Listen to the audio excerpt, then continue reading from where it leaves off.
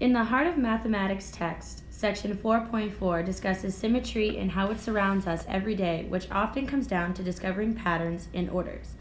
When you think of symmetry, you probably think of some combination of all definitions. For a lot of people, the understanding of symmetry brings up thoughts of art and mature, as well as mathematics. It was only most recently discovered that there are patterns that don't have symmetry. There are many different types of symmetry. Since there are different ways of moving something in a plane, there are several different types of symmetry. The two main types of symmetry are rotational and mirror symmetry. Rotational symmetry occurs when you are able to pick up the pattern or plane and rotate it a third of a circle and set it back down so that it would exactly match up. An example of this could be a starfish or a dartboard.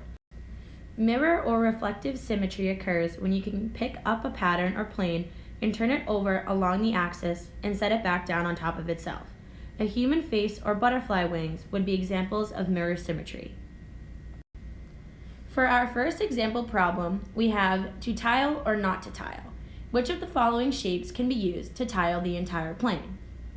For a shape to be able to fit on an entire plane, there needs to be no spaces in between them once they are put together. The shapes above that would fit on a plane would be the square and the diamond because the shapes can be manipulated together so that there is no space in between them.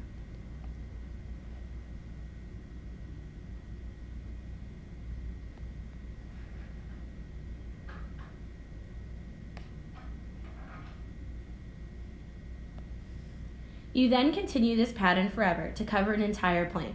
The star and the other shape given cannot be used to tile an entire plane because when manipulated like the pinwheel triangle, there is space between the surrounding shapes, not allowing it to tile an entire plane.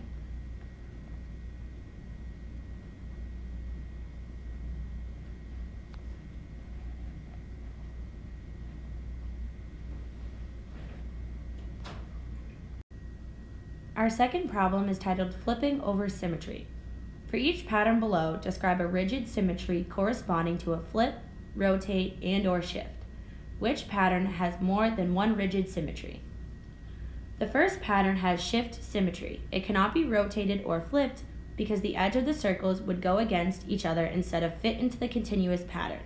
It has shift symmetry because it will continue to fill the plane when shifted up, down, left, or right. As you can see, when the pattern is shifted, it fits perfectly.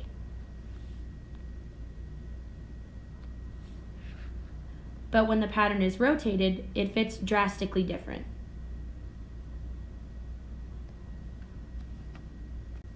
The second pattern has all three rigid symmetries: shift, rotation, and flip.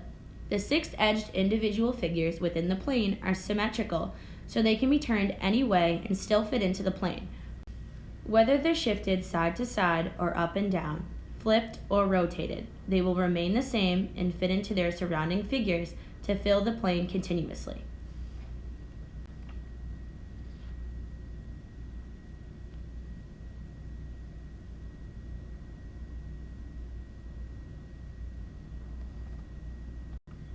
The third pattern has all three rigid symmetries. Although the lines going down the middle of each individual figure are either vertical or horizontal, they do not affect the size of the individual figures and their ability to fill the plane. Whether shifted, rotated, or flipped, the square figures will always be able to fit together continuously.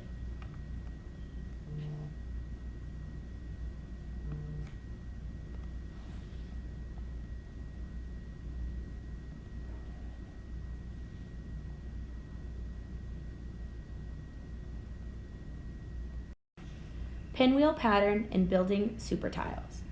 The pinwheel pattern is a non-symmetrical pattern constructed of a specific type of triangle. This triangle is known as the pinwheel triangle. The pinwheel triangle is a right triangle whose dimensions have lengths of 1 and 2 and a hypotenuse of a square root of 5. These specific dimensions are important because using this triangle you can form a larger identical triangle by combining 5 of the original triangles.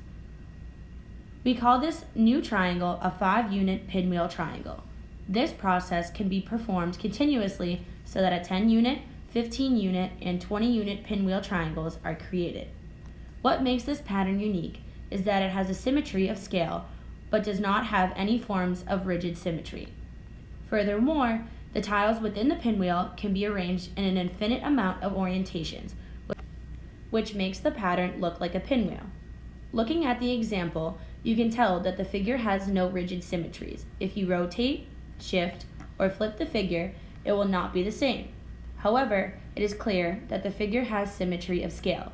If you continuously add triangles into the pattern, when properly grouped, the triangles will produce an identical pattern on a much larger scale. Building super tiles. After knowing what consists of a pinwheel pattern, you are now able to tile an entire plane using that pattern. You begin with one pinwheel triangle, then surrounding it with 4 other identical pinwheel triangles, then creating a 5-unit pinwheel triangle shown.